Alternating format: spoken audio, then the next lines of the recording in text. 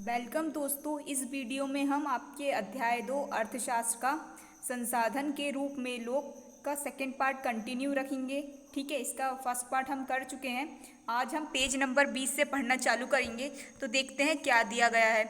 ठीक है, पिछले पार्ट में हमने क्या देखा था कि हम लोगों को संसाधन की तरह कैसे इस्तेमाल कर सकते हैं जब बहुत बड़ी जनसंख्या देश पर बोझ नहीं होती बल्कि परिसंपत्ति का कार्य कर सकती है।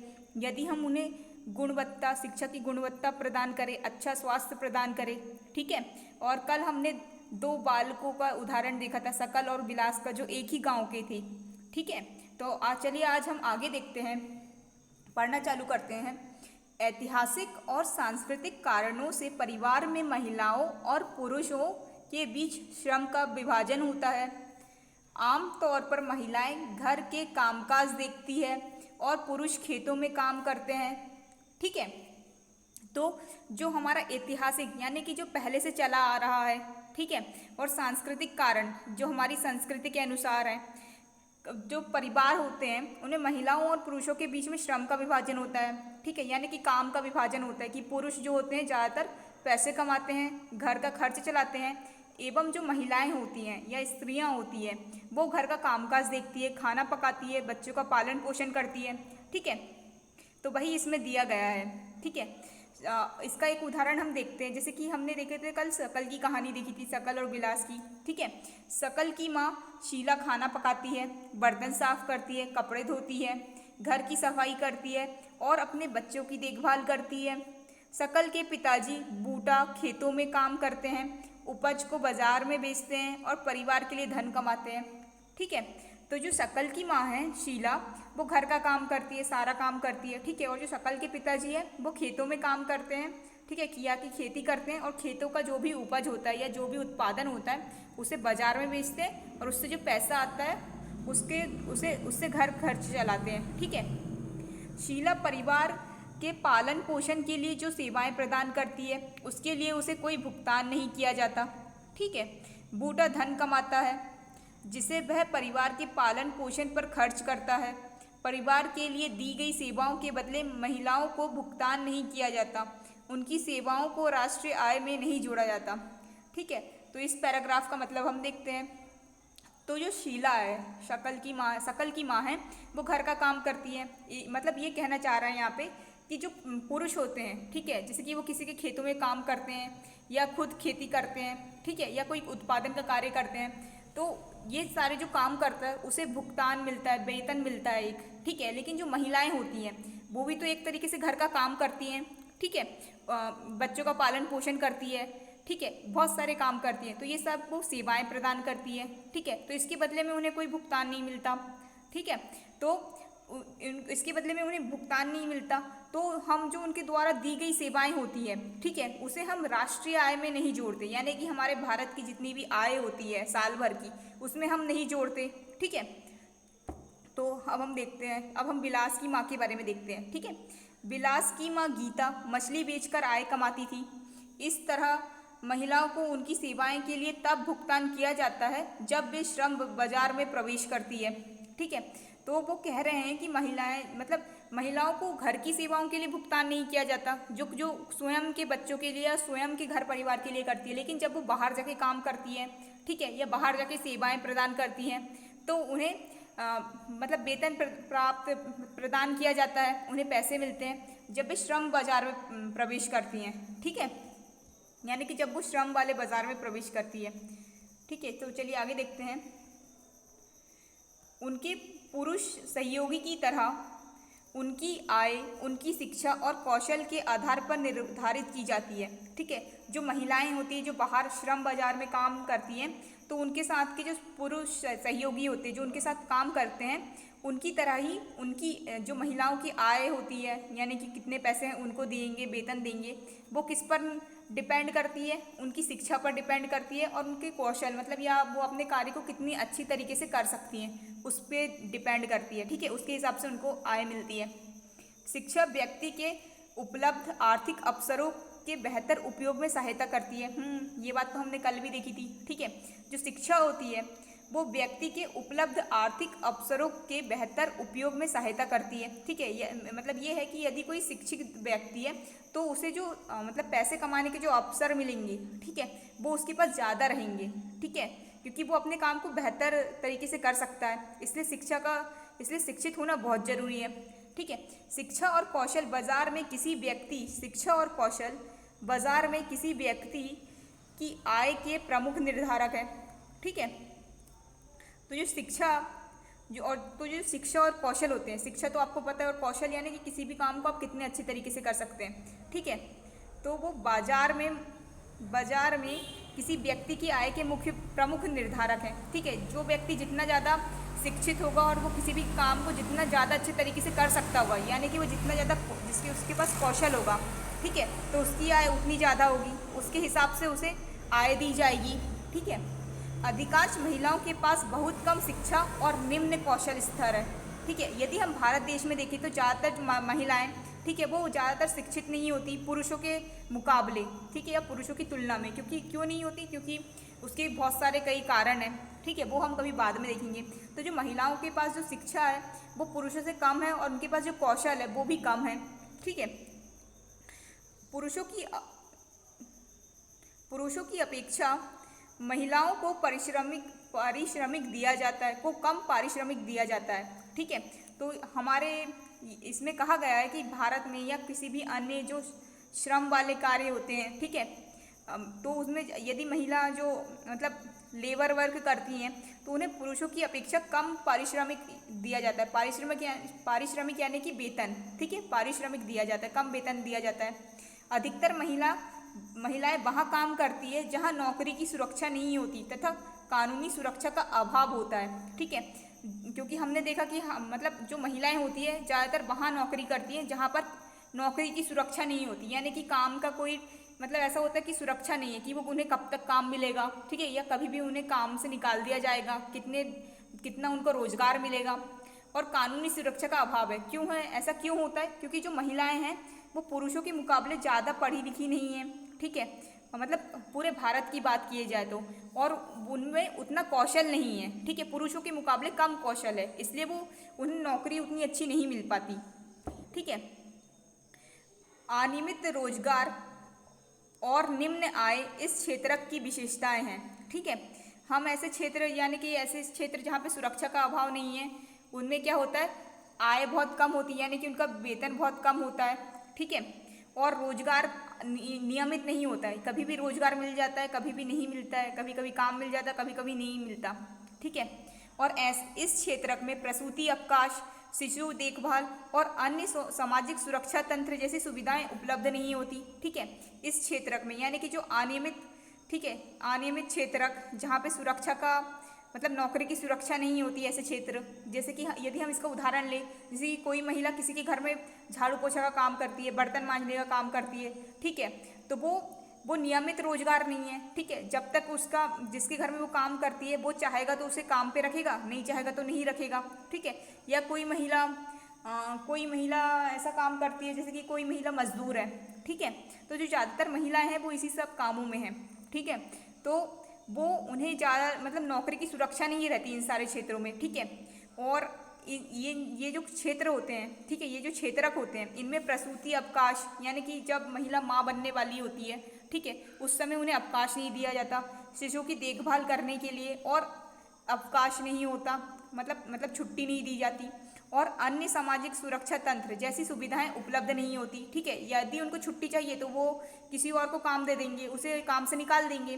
ठीक है, तथापि उच्च शिक्षा और उच्च कौशल वाली महिलाओं को पुरुषों के बराबर वेतन मिलता है।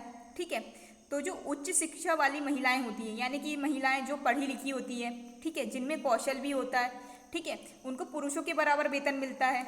ठीक है, मतलब कि ऐसी महिलाएं जो पढ़ी लिखी होती हैं, उनमें कौशल भी होता है, तो उन्हें पुरुषों के मुकाबले ही वेतन मिलता है, क्योंकि वो शिक्षित होती हैं और वो मतलब संगठित क्षेत्र में प्रशिक्षण और चिकित्सा उन्हें सबसे अधिक आकर्षित करती है। ठीक है, तो ऐसी महिलाएं जो संगठित क्षेत्र में काम करती है, संगठित क्षेत्र यानी कि वे क्षेत्र जो गवर्नमेंट या सरकार के द्वारा रजिस्टर्ड होते हैं। ठीक है, यानी कि वो नियमित होते हैं, संगठित क्षेत्र यानी कि जो सरकार के द्वारा रजिस्टर होते हैं, जहाँ पे सारी व्यवस्थित, जैसे सरकार के जो नियम कानून होते हैं वो वहाँ पे लागू किए जाते हैं, ऐसे क्षेत्र को हम क्या बोलते हैं, संगठित क्षेत्र बोलते हैं। ठीक है, महिलाएं अगर संगठित क्षेत्र में काम करती हैं तो उन्हें सबसे ज़्यादा कौन से क्षेत्र का आकर्षित करते हैं, शिक्षण के क्षेत्र का आकर्षित करते हैं। ठीक है, यानी कि टीचिंग का ज़्यादातर महिलाएं, मतलब बहुत सारी ऐसी महिलाएं होंगी जो टीचर बनना चाहती हैं, और चिकित्सा, डॉक्टर, नर्स, ये सब उन्हें सबसे ज़्यादा आकर्षित करते हैं। ठीक है, कुछ महिलाओं ने सामान्य नौकरियों के अलावा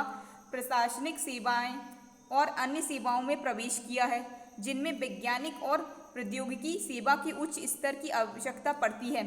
ठीक है, और ऐसी बहुत सारी महिलाएं हैं जो कि प्रशासनिक सेवाएं, ठीक है, जो प्रशासन के द्वारा सेवाएं होती हैं और अन्य सेवाएं होती हैं उनमें प्रवेश किया है। प्रशासनिक सेवाएं जैसे कि कलेक्टर हुआ, एसडीएम हुआ, ठीक है, ये सारी सेवाओं को हम प्रशासनिक सेवाएं बोलते हैं। ठीक है, मतलब ये जो ऑफिसर वाली सेवाएं रहती है। ठीक है, तो प्रवेश किया, जिनमें वैज्ञानिक और प्रौद्योगिकी सेवा की उच्च स्तर की आवश्यकता पड़ती है। ठीक है, तो ये जो सारी सेवाएं होती हैं इनमें वैज्ञानिक और प्रौद्योगिकी सेवा की उच्च स्तर की आवश्यकता पड़ती है। ठीक है, तो उन्होंने कहा है अपनी बहन या साथ पढ़ रही किसी सहपाठी से पूछें कि वह क्या बनना चाहती है। तो उन्होंने आपके लिए काम दिया है कि आप किसी भी, आपके साथ जो कोई महिलाएं सहपाठी हो या आपके घर में कोई बहन हो, ठीक है, तो आप उनसे पूछें कि वो क्या बनना चाहती है बड़े होकर। ठीक है, अब हम हमारे अगला टॉपिक देखते हैं, जनसंख्या की गुणवत्ता। ठीक है, यानी कि जो जनसंख्या है उसकी गुणवत्ता क्या है, यानी कि उसकी क्वालिटी क्या है, उसमें क्या क्या अच्छी चीज़ें हैं। ठीक है, जनसंख्या की गुणवत्ता साक्षरता दर, जीवन प्रत्याशा से निरूपित व्यक्तियों के स्वास्थ्य और देश के लोगों द्वारा प्राप्त कौशल निर्माण पर निर्भर करती है। ठीक है, तो इन्होंने कहा है कि जो जनसंख्या होती है उसकी गुणवत्ता साक्षरता दर, यानी कि हमारी कितनी जनता पढ़ी लिखी है, जीवन प्रत्याशा से निरूपित व्यक्तियों के स्वास्थ्य, मतलब कि वो कितना जीवन जीती है। ठीक है, यानी कि यदि हम हमारे देश की बात करें तो हमारे देश की जो जीवन प्रत्याशा दर है वो लगभग 60 से 65 वर्ष हो गई। ठीक है, यदि हम वहीं जापान की बात करें तो वहाँ पे जो जीवन प्रत्याशा दर है वो 80 से 85 साल है। ठीक है, यानी कि यदि कोई भारत का नागरिक है तो वो लगभग 60-65 साल जीता है, और वही कोई जापान का नागरिक है तो वो 80 से 85 साल तक लगभग जीता है। ठीक है, तो ये उस पर निर्धारित करता है कि वो व्यक्ति कितने स्वस्थ हैं। ठीक है, देश के लोगों द्वारा प्राप्त कौशल निर्माण पर निर्भर करती है, और उसकी जो जनसंख्या है वो कितनी कौशल है अपने काम में।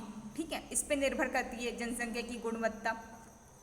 जनसंख्या की गुणवत्ता अंततः देश की समृद्धि दर निर्धारित करती है। ठीक है, तो ये जो जनसंख्या की गुणवत्ता उसमें हमने क्या क्या देखा, किस किस पे निर्धारित, मतलब किस किस पे डिपेंड करती है। ठीक है, साक्षरता दर, ठीक है, हमारी जनता कितनी पढ़ी लिखी है, कितनी स्वस्थ है, उसकी जीवन प्रत्याशा कितनी है, उसके पास कितना कौशल है, क्योंकि अगर उसके पास कौशल ज़्यादा होगा तो उसे पैसे भी, वेतन भी ज़्यादा मिलेगा। ठीक है, विदेशी कंपनी आएगी तो हमारी जनसंख्या की गुणवत्ता और कौशल देखेगी तो उन्हें ज़्यादा वेतन देगी। ठीक है, तो इस पर निर्धारित करता है। ठीक है, यदि जनसंख्या की गुणवत्ता ज़्यादा होगी, ठीक है, तो देश का समृद्धि दर है, ठीक है, समृद्धि दर होगा वो भी ज़्यादा होगा। ठीक है, यदि जनसंख्या की गुणवत्ता कम होगी तो समृद्धि दर भी कम होगा। समृद्धि दर यानी कि जिस देश से हमारा देश वृद्धि कर रहा है, ठीक है, उसे हम समृद्धि दर कहते हैं। निरक्षर और अस्वस्थ जनसंख्या अर्थव्यवस्था पर बोझ होती है। ठीक है, साक्षर और स्वस्थ जनसंख्या परिसंपत्तियां होती है। तो जो जनसंख्या पढ़ी लिखी नहीं होती और अस्वस्थ होती है तो उन्हें काम भी ज़्यादा अच्छा नहीं मिलता। ठीक है, वो ज़्यादा अच्छे से काम नहीं कर पाती तो वो देश पर बोझ होती है, हमारी अर्थव्यवस्था पर बोझ होती है। वही साक्षर और स्वस्थ जनसंख्या ज़्यादा बेहतर तरीके से काम कर सकती है। ठीक है, तो वो जनसंख्या परिसंपत्तियाँ होती हैं, यानी कि वो हमारे लिए संपत्ति के समान होती है। ठीक है, तो चलिए आगे देखते हैं। हमारा अगला टॉपिक है, हम अभी पढ़ रहे थे जनसंख्या की गुणवत्ता। ठीक है, इसमें हम देखेंगे शिक्षा। जनसंख्या की गुणवत्ता के अंदर हम क्या देखेंगे, शिक्षा। ठीक है, तो देखते हैं। ठीक है, शिक्षा अपने जीवन के आरंभिक वर्षों की शकल की शिक्षा ने बाद के वर्षों में अच्छी नौकरी और अच्छे वेतन के रूप में उसे फल दिया। ठीक है, तो हमने देखा था कि जो शकल होता है वो अच्छे से पढ़ाई करता है। ठीक है, अच्छी नौकरी, बाद में उसको अपनी पढ़ाई के कारण अच्छी नौकरी मिलती है, ठीक है। वो अपने काम में भी कुशल होता है, तो उसे वेतन भी अच्छा मिलता है, ठीक है। तो इसमें ये देखा कि जो शकल था उसने अपने जीवन के आरंभिक वर्षों में शिक्षा प्राप्त की, ठीक है, तो उसे बाद में अच्छी नौकरी मिली और अच्छा वेतन मिला। हमने देखा कि शकल के विकास के लिए शिक्षा एक महत्वपूर्ण आगत थी, ठीक है। तो जो शकल था उसका विकास क्यों हुआ? क्योंकि वो शिक्षित था, ठीक है। उसके परिवार में भी उसके पिता खेतों में काम करते थे, उसकी माँ मतलब गृहिणी थी, घर का काम करती थी, ठीक है। तो उनका जीवन कुछ उतना अच्छा नहीं था, लेकिन जब शकल को शिक्षा प्राप्त हुई, ठीक है, तो उसका विकास हुआ, ठीक है। तो शिक्षा उसके जीवन में विकास का सबसे महत्वपूर्ण चीज़ थी, ठीक है, जिसके कारण उसका विकास हो पाया। इसने उसके लिए नए क्षितिज खोले, नई आकांक्षाएं दी और जीवन के मूल्य विकसित किए, ठीक है। तो शकल जो था वो पढ़ा लिखा था, तो उसे नए नए मौके मिले, ठीक है, उसे नई नई आकांक्षा दी और जीवन के मूल्य विकसित किए, ठीक है। ना केवल सॉरी ना केवल ठीक है, अगले पेज पे आते हैं। ना केवल शकल के लिए बल्कि समाज के विकास में भी शिक्षा का योगदान है, ठीक है। ये तो सिर्फ हमने शकल का उदाहरण देखा, तो यदि शकल ही नहीं, यदि हम सबको शिक्षा दें, ठीक है, यदि ज़्यादा से ज़्यादा लोग शिक्षित होंगे तो ये समाज का भी विकास होगा इससे, ठीक है। ये राष्ट्रीय आय और सांस्कृतिक समृद्धि में वृद्धि करती है और प्रशासन की कार्य क्षमता बढ़ाती है, ठीक है। तो हम इसका मतलब देखते हैं। राष्ट्रीय आय, देखो यदि हमारे देश के ज़्यादातर व्यक्ति पढ़े लिखे होंगे तो वे ज़्यादा वेतन कमाएंगे, ठीक है, ठीक है, वो ज़्यादा वेतन कमाएंगे, ठीक है। तो इससे होगा क्या? इससे क्या होगा? यदि उनको ज़्यादा वेतन मिलेगी तो हमारे जो भारतवर्ष के आय है वो बढ़ेगी, ठीक है, हमारे राष्ट्र की आय बढ़ेगी और हमारी जो संस्कृति होगी उसमें भी वृद्धि होगी, ठीक है। और प्रशासन की कार्य क्षमता बढ़ाती है। कैसे बढ़ाती है? जो पढ़े लिखे व्यक्ति होते हैं वो अपने अधिकारों के बारे में ज़्यादा जागरूक होते हैं, उन्हें अपने अधिकार पता होते हैं, उन्हें वह सरकार के द्वारा बनाए गए नियम को ज़्यादा अच्छे तरीके से पालन करते हैं उनका, ठीक है। तो इससे क्या होता है? जो प्रशासन होता है, ठीक है, जो हमारे देश को चलाता है, प्रशासन यानी कि उसकी कार्य क्षमता बढ़ती है, ठीक है। तो देखा आपने कि पढ़ा लिखा व्यक्ति कैसे समाज में योगदान प्रदान करता है, ठीक है। तो चलिए आगे देखते हैं। प्राथमिक शिक्षा यहाँ से देखते हैं, ठीक है। प्राथमिक शिक्षा में सार्वजनिक पहुंच, धारण और गुणवत्ता प्रदान करने का प्रावधान किया गया है और इस मामले में लड़कियों पर विशेष जोर दिया गया है, ठीक है। तो उन्होंने हमारी जो सरकार है उसने प्राथमिक शिक्षा में सार्वजनिक पहुंच मतलब सभी लोगों तक पहुंच सके प्राथमिक शिक्षा, यानी कि कक्षा 1 से 5वीं तक की जो शिक्षा होती है वो ज़्यादातर लोगों तक पहुंच सके, इसका उन्होंने प्रावधान किया। कैसे किया है? उन्होंने सरकारी स्कूल खोले, ठीक है, और इसमें प्राथमिक शिक्षा में उन्होंने गुणवत्ता देने का भी प्रयास किया है और प्रावधान इसके लिए कई बहुत सारी योजनाएं बनाई हैं, ठीक है। और इस मामले में लड़कियों पर विशेष जोर दिया गया है, ठीक है, और लड़कियों के लिए और ज़्यादा जोर दिया गया है कि ज़्यादा से ज़्यादा लड़कियां पढ़ सकें, ठीक है। प्रत्येक जिले में नवोदय विद्यालय जैसे प्रगति निर्धारक विद्यालयों की स्थापना की गई है, ठीक है। आपने नवोदय विद्यालय का नाम सुना होगा, तो सरकार ने हर जिले में भारत के एक नवोदय विद्यालय का मतलब निर्माण कराया है, ठीक है, जो कि प्रगति निर्धारक विद्यालय, उनको प्रगति निर्धारक विद्यालय कहा जाता है क्योंकि इनमें जो फैसिलिटीज़ होती है, जो सुविधाएं होती है वो बहुत अच्छी होती हैं, ठीक है। बड़ी संख्या में हाई स्कूल के विद्यार्थियों को ज्ञान और कौशल से संबंधित व्यवसाय उपलब्ध कराने के लिए व्यावसायिक शाखाएं विकसित की गई है, ठीक है।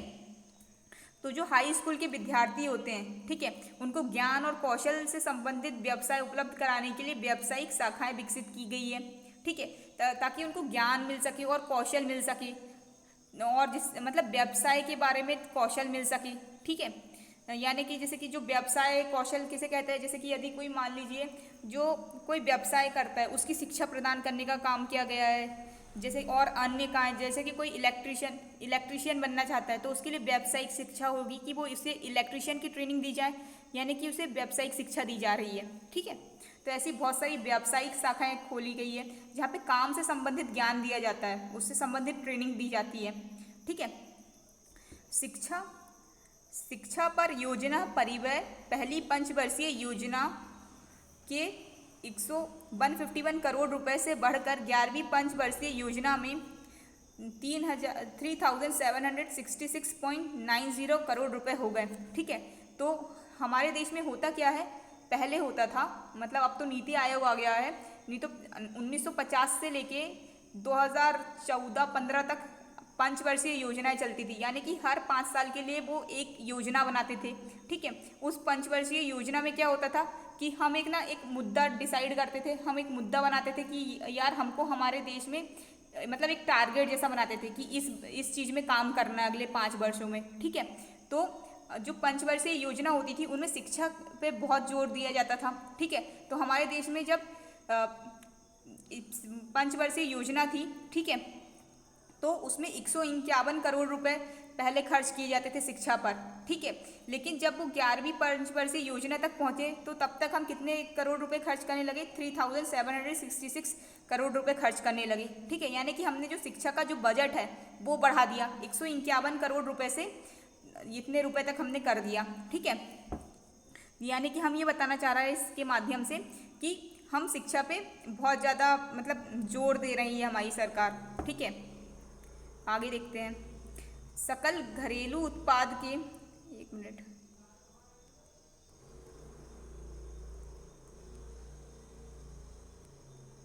एक सेकेंड,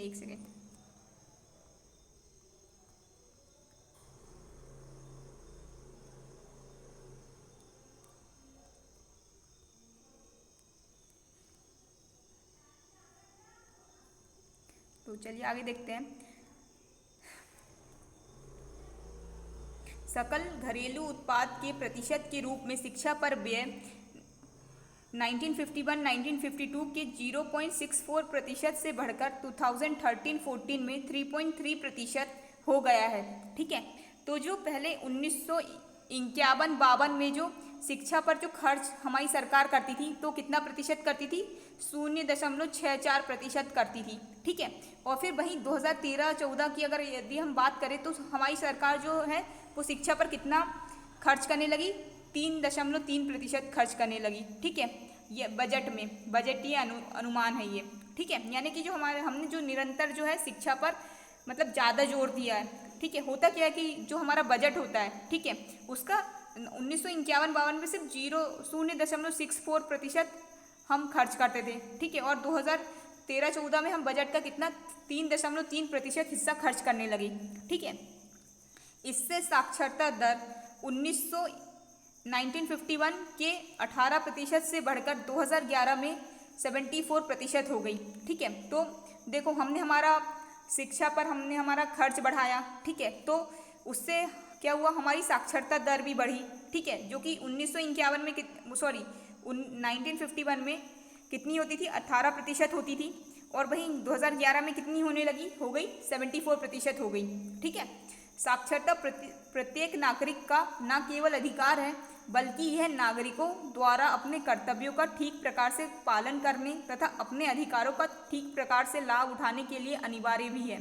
ठीक है, तो साक्षरता यानी कि जो पढ़ने लिखने का जो हक है, ठीक है, वो प्रत्येक नागरिक का न केवल अधिकार है, ठीक है, वो सिर्फ अधिकार नहीं है बल्कि वो नागरिकों द्वारा अपने कर्तव्यों का ठीक प्रकार से पालन करने तथा अपने अधिकारों का ठीक प्रकार से लाभ उठाने के लिए भी अनिवार्य है। ठीक है, यानी कि यदि नागरिक, एक तो साक्षरता है वो नागरिकों का अधिकार भी है। ठीक है, और साथ साथ ही यदि जो नागरिक पढ़ा लिखा होता है, साक्षर होता है, तो वह अपने अधिकारों के, ठीक है, अधिकारों के लिए बहुत ज़्यादा सचेत होता है, उसे अपने अधिकार बहुत अच्छे से पता होते हैं। ठीक है, उसके क्या अधिकार हैं। ठीक है, तथापि जनसंख्या के विभिन्न भागों के बीच व्यापक अंतर पाया जाता है। महिलाओं की अपेक्षा पुरुषों में साक्षरता दर करीब 16.6% अधिक है और ग्रामीण क्षेत्रों की अपेक्षा नगरीय क्षेत्रों में साक्षरता दर करीब 16% अधिक है। ठीक है, वर्ष 2011 केरल के कुछ जिलों में साक्षरता दर 94% है, जबकि बिहार में 62% ही है। ठीक है, तो वो क्या कह रहे हैं कि जो महिलाएं हैं, ठीक है, और जो पुरुष हैं उनमें साक्षरता दर अलग अलग है। तो जो पुरुषों में जो साक्षरता दर है वो महिलाओं से 16.6% ज़्यादा है, ठीक है। और जो ग्रामीण क्षेत्र हैं उनकी अपेक्षा जो नगरीय क्षेत्र है या फिर शहरी क्षेत्र है, तो शहरी क्षेत्रों में जो साक्षरता दर है वो 16% अधिक है। किससे? ग्रामीण क्षेत्रों से अधिक है, ठीक है। और वर्ष 2011 में केरल में कुछ सर्वे किया गया था, तो जहाँ पे पता चला कि जो केरल राज्य है वहाँ पे जो साक्षरता दर है वो 94% है, ठीक है। और वहीं यदि हम बिहार की बात करें तो वहाँ पे सिर्फ कितना 62% ही है, ठीक है। तो देखा आपने जो हमारे देश में कितना भिन्न है हर जगह, क्षेत्र के हिसाब से, लिंग के हिसाब से, ठीक है। तो जो साक्षरता दर है वो अलग अलग है, ठीक है। आगे देखते हैं। इस विस्तार को शिक्षा के निम्न स्तर और पढ़ाई बीच में छोड़ने की उच्च दर ने कमजोर कर दिया है। 6 से 14 वर्ष आयु वर्ग के सभी स्कूली बच्चों को 2010 तक प्राथमिक शिक्षा प्रदान करने की दिशा में सर्व शिक्षा अभियान एक महत्वपूर्ण कदम है, ठीक है। तो वो यहाँ पे क्या कह रहे हैं कि ठीक है, हमने देखा कि जो बिहार है वहाँ पे केरल के मुकाबले शिक्षा दर बहुत कम है, ठीक है। तो वहीं प्राथमिक स्कूल प्रणाली भारत के 5 लाख से भी अधिक गांवों में फैली है, ठीक है। तो जो प्राथमिक स्कूल होते हैं, ठीक है, इसका जो सिस्टम होता है वो भारत के 5 लाख गांव से भी अधिक गांवों में है, ठीक है। दुर्भाग्यवश स्कूल शिक्षा के इस विस्तार को शिक्षा के निम्न स्तर और पढ़ाई बीच में छोड़ने की उच्च दर ने कमजोर कर दिया है, ठीक है। तो वो कह रहे हैं कि भारत में जो प्राथमिक स्कूल है वो 5 लाख करीब गांवों में भी है, ठीक है, लेकिन ये कमजोर हो जाता है। क्यों कमजोर हो जाता है? क्योंकि हमारी जो शिक्षा है, ठीक है, उसका स्तर उतना ऊंचा नहीं है, ठीक है। और बहुत सारे बच्चे क्या करते हैं, पढ़ाई बीच में छोड़ देते हैं, ठीक है। ऐसे बहुत सारे जो बच्चे पढ़ाई में बीच में छोड़ देते हैं उनका दर बहुत ज़्यादा है, ठीक है। 6 से 14 वर्ष की आयु वर्ग के सभी स्कूली बच्चों को 2010 तक प्राथमिक शिक्षा, ठीक है, प्राथमिक शिक्षा प्रदान करने की दिशा में सर्व शिक्षा अभियान एक महत्वपूर्ण कदम है। तो 2010 में क्या हुआ था, सर्व शिक्षा अभियान शुरू हुआ था। तो ये इसमें होता क्या है, जो 6 से 14 साल के बच्चे हैं, ठीक है, उन्हें शिक्षा देना अनिवार्य होता है, ठीक है। ये एक बहुत महत्वपूर्ण कदम है। राज्यों, स्थानीय सरकारों और प्राथमिक शिक्षा सार्वभौमिक लक्ष्य को प्राप्त करने के लिए समुदाय की सहभागिता के साथ केंद्र सरकार की यह एक समयबद्ध पहल है, ठीक है। इसके साथ ही प्राथमिक शिक्षा के नामांकन बढ़ाने के लिए सेतु पाठ्यक्रम और स्कूल लोटो शिविर प्रारंभ किए गए हैं, ठीक है।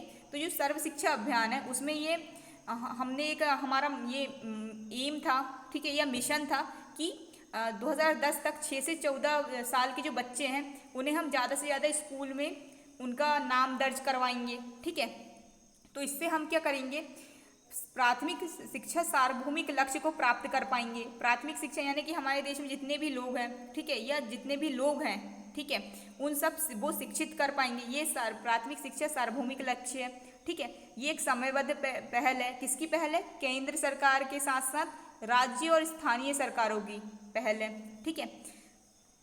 प्राथमिक शिक्षा में नामांकन बढ़ाने के लिए यानी कि एडमिशन बढ़ाने के लिए सेतु पाठ्यक्रम और स्कूल लोटो शिविर भी प्रारंभ किए गए। ये मतलब ये कार्यक्रम है या योजना है, ये प्रारंभ की गई, ठीक है, ये आप याद रखिएगा, ठीक है। आगे देखते हैं। कक्षा में बच्चों की उपस्थिति को बढ़ावा देने, बच्चों के धारण और उनकी पोषण की स्थिति में सुधार के लिए दोपहर के भोजन की योजना कार्यान्वित की जा रही है। इन नीतियों से भारत में शिक्षित लोगों की संख्या में वृद्धि हो सकती है, ठीक है। तो वो बच्चों को स्कूल तक लाने के लिए, ठीक है, 6 से 14 साल के जो बच्चे हैं, ठीक है, सार्वभौमिक शिक्षा, ठीक है, को प्राप्त करने के लिए हमने नई नई स्कीम्स लाई, नई नई योजनाएं लाई, जैसे कि दोपहर का भोजन प्रदान किया जाता है बच्चों को सरकारी स्कूलों में, ठीक है। इससे क्या होगा, तो जो हमारी शिक्षित दर है वो बढ़ सकती है, ठीक है, शिक्षा की जो दर है उसमें वृद्धि हो सकती है। आगे देखते हैं, ठीक है। 11वीं योजना में योजना अवधि के अंत तक उच्च शिक्षा में 18 से 23 वर्ष आयु वर्ग के नामांकन में 15% तक की वृद्धि 2011-12 एवं 21% 12वीं योजना तक करने का प्रयास किया गया है। ठीक है, तो हमारी जो 11वीं पंचवर्षीय योजना है, ठीक है, उसमें मतलब उसके जो 11वीं पंचवर्षीय योजना है उसकी जब तक वो ख़त्म होगी तब तक 18 से 23 वर्ष की आयु वर्ग के नामांकन 15% तक की वृद्धि, ठीक है, 2011-12 एवं 21% 12वीं योजना तक करने का प्रयास है। ठीक है, तो वो मतलब ये इससे भी कहना चाह रहे हैं कि जो हमारी 18 से 23 वर्ष की आयु वाले लोग हैं, ठीक है, वह उनका नामांकन शिक्षा में 15% तक करना चाहते हैं। ठीक है, मतलब वह चाहते हैं कि जो 18 से 23 वर्ष तक के आयु वाले जो लोग हों वो एटलीस्ट कम से कम जो 15% मतलब इस एज ग्रुप के जो लोग हैं, इस आयु वर्ग के जो लोग हैं, उनका नामांकन शिक्षा में हो। ठीक है, वो शिक्षित हो। और 21% यानी कि जो हमारी 12वीं पंचवर्षीय योजना होगी उसमें वह इसे 15% से बढ़ाकर 21% तक करना चाहते हैं। ठीक है, यह रणनीति पहुंच में वृद्धि, ठीक है, गुणवत्ता, राज्यों के लिए विशेष पाठ्यक्रम में परिवर्तन को स्वीकार करना, ठीक है, व्यावसायीकरण तथा सूचना प्रौद्योगिकी के उपयोग का जाल बिछाने पर केंद्रित है। तो जो योजना है इसमें क्या क्या शामिल है, ठीक है, हम देखते हैं। गुणवत्ता, राज्यों के लिए विशेष पाठ्यक्रम में परिवर्तन को स्वीकार करना, व्यावसायीकरण तथा सूचना प्रौद्योगिकी के उपयोग का जाल बिछाने पर केंद्रित है।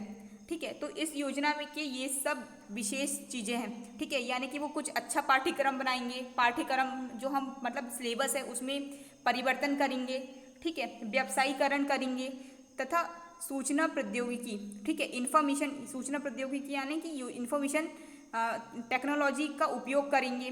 ठीक है, इन सारी चीज़ों पर ये योजना केंद्रित है।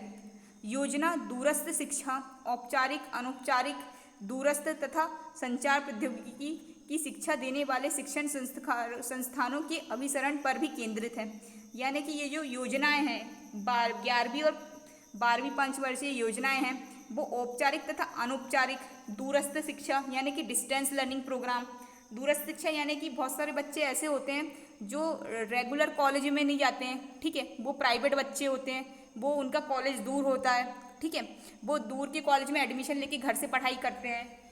ठीक है, संचार प्रौद्योगिकी शिक्षा देने वाले शिक्षण संस्थान, जैसे मतलब यानी कि जो इन्फॉर्मेशन टेक्नोलॉजी की जो शिक्षा देते हैं, जैसे कि मान लीजिए इंजीनियरिंग कॉलेज, ठीक है, इन पर भी केंद्रित है यह शिक्षा, क्योंकि जो 18 से 23 वर्ष तक की जो आयु वाले लोग होते हैं वो ज़्यादातर कॉलेज में होते हैं।